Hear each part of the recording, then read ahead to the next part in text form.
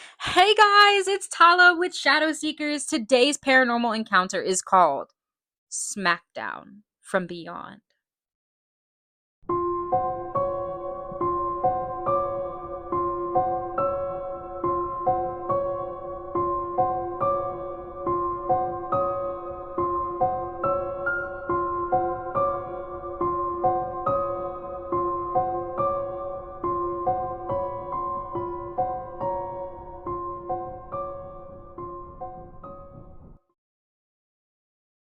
Hi, I'm Jennifer with Shadow Seekers.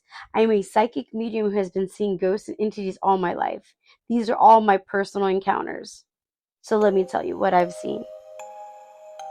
One weekend when I had my nieces and nephews over, we were playing games, and throughout the night as we were playing these games, I had like a sense of like dread or like something like bad, like not necessarily bad was gonna happen, but like not bad, but like somewhat bad, like something maybe somebody might fall hard or something, but no, like nothing. No, it requires just something like that mischievous is gonna happen. I just felt it throughout the night. Well, anyways, I was getting ready to get the kids ready. They all decided to sleep in my daughter's room.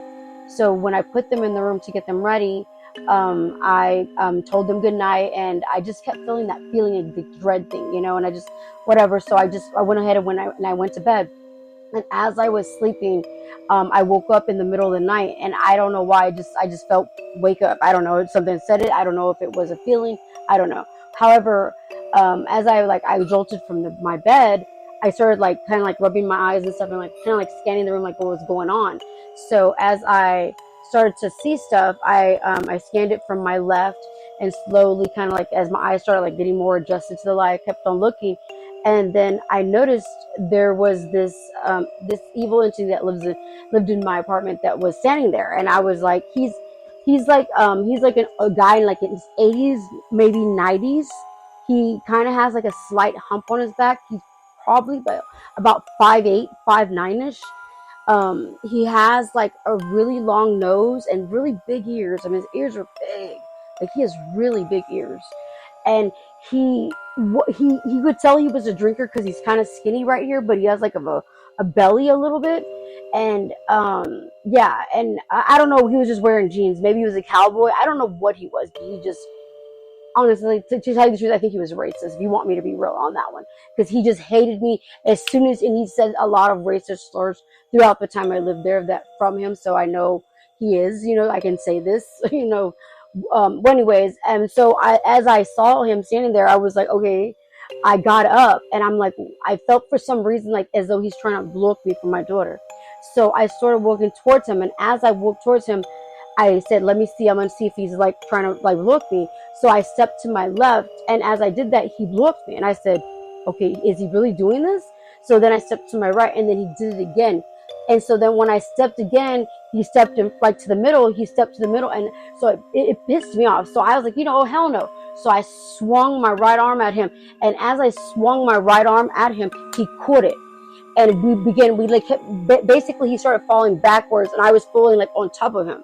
And when we landed in my patio, and it was like there was leaves all in my back patio where I have, and my back patio was basically, it had like all concrete, and then the walls were all concrete, and they were very high, like I'm like 5 foot, and I could not, I had to jump to touch the top of it. So it was a very high concrete wall, and it was just full of leaves, or whatever. And we're tussling on the floor, and we're just like hitting. I'm hitting him. He's hitting me. He's like, I mean, we're going at it.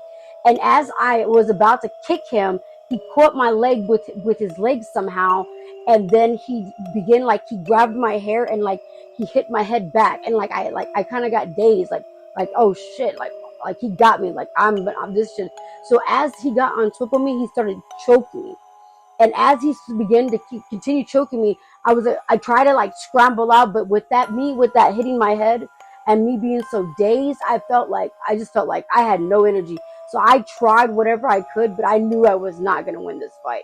So I began to just, I let go, I let it go, and I blacked out. As I woke up, it was my nieces and my nephew and my daughter came tumbling in through my room. Aunt Jen, are you gonna cook breakfast?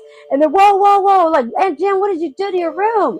And I was like, what? And so I sat up out of bed like, what the hell? What do you mean? What did I do to my room? So as I like my eyes adjusted, I was like, what the hell? There were leaves covered on my floor. And get this, my daughter sits on my bed and like, Mom, what did you do to your room?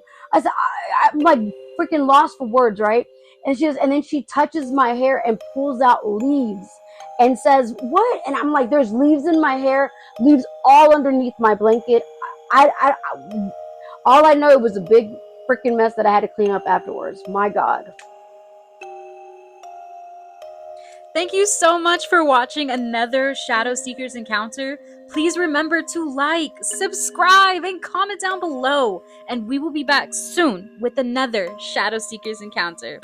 RIP. Rest in paranormal.